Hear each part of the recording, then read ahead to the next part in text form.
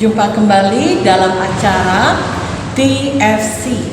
Kali ini kita akan menyimak tulisan Pendeta Ayub Sektianto dalam buku renungan Teens for Christ dengan judul Kisah Lydia. Berdasarkan Kisah Para Rasul pasal 16 ayat 13 sampai 18 bersama saya Pendeta Dina. Teens, sebelum kita merenungkan firman Tuhan pada saat ini, mari kita bersama-sama bersatu hati, kita berdoa, kita mohon pimpinan Roh Kudus. Kita satu di dalam doa. Bapa yang penuh kasih, pada kesempatan saat ini kami hendak mendengarkan dan merenungkan firman Tuhan. Oleh karenanya Tuhan, kami mempersiapkan hati untuk firman kebenaran-Mu. Tolonglah kami, pimpin kami dengan kuasa Roh Kudus-Mu, agar firman Tuhan boleh benar-benar kami pahami dan kami lakukan dalam kehidupan kami hari lepas hari. Di dalam nama Tuhan Yesus kami berdoa. Amin. Teens, yang akan menjadi pusat permenungan kita pada saat ini terambil dari Kisah Para Rasul pasal yang ke-16 ayat yang ke-14. Saya akan membacakan untuk kita semua. Seorang dari perempuan-perempuan itu yang bernama Lydia turut mendengarkan. Ia seorang penjual kain ungu dari kota Tiatira yang beribadah kepada Allah.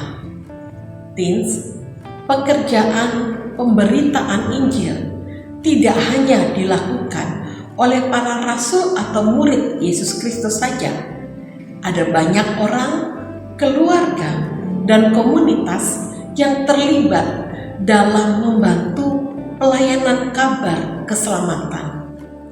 Beragam orang itu berasal dari berbagai tempat dan memiliki profesi serta talenta yang berbeda. Semuanya dipakai oleh Tuhan supaya semakin banyak orang menerima berita sukacita dan percaya kepada Tuhan Yesus. Kali ini kita akan berkenalan dengan seorang perempuan yang diberkati. Dia bernama Lydia. Teens, Lydia berasal dari sebuah kota bernama Tiatira. Kalau zaman sekarang, kota Tiatira itu dikenal dengan sebutan Turki. Lydia adalah penganut agama Yahudi dan boleh dikatakan dia pebisnis kain ungu yang sukses. Usahanya itu makin besar ketika dia jalankan di kota Filipi. Itulah mengapa Lydia dikenal sebagai penjual kain ungu dari kota Tiatira. Kain ungu di masa itu sangat mahal. Hanya orang kaya yang mampu membelinya.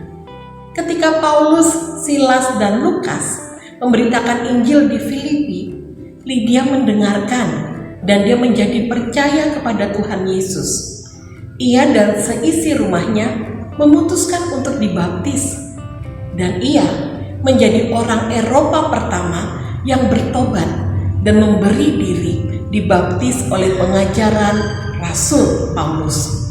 Lydia dikenal ramah, baik hati, dan selalu menolong pekerjaan pemberitaan Injil. Ia dengan penuh sukacita memberikan tumpangan bagi para rasul dan menolong mereka dari kesusahan akibat pemberitaan Injil.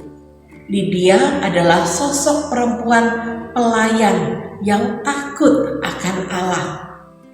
Keramah tamahannya selalu menjadi kesan yang membekas di jemaat Filipi.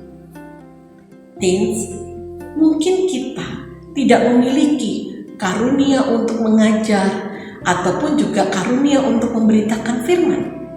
Tetapi bukan berarti kita tidak bisa dipakai oleh Tuhan. Melayani dan berbagi berkat adalah karunia yang juga sama berharganya.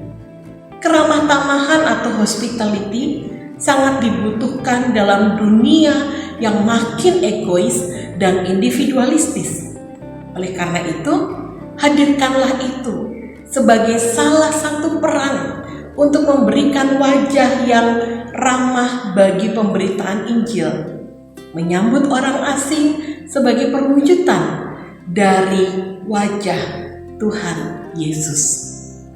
Mari kita akhiri perenungan kita pada saat ini dengan bersama-sama kita berdoa. Tuhan, kami ingin belajar untuk memakai kehidupan kami sebagai persembahan yang hidup dan berkenan di hadapan Tuhan. Kami ingin memakai diri kami, apapun dan bagaimanapun keadaan kami percaya bahwa ketika Tuhan hadirkan kami benar-benar dipakai untuk menjadi berkat bagi sesama kami agar semakin banyak orang yang mengenal kasih Tuhan. Mampukan kami, dan inilah kami dengan segala yang ada pada diri kami, biarlah Tuhan boleh memakai kami. Di dalam nama Tuhan Yesus kami berdoa. Amin. Teens, demikian renungan kita hari ini. Jangan lupa subscribe, like, dan bagikan kepada yang lain. Salam sehat selalu. Tuhan Yesus memberkatimu.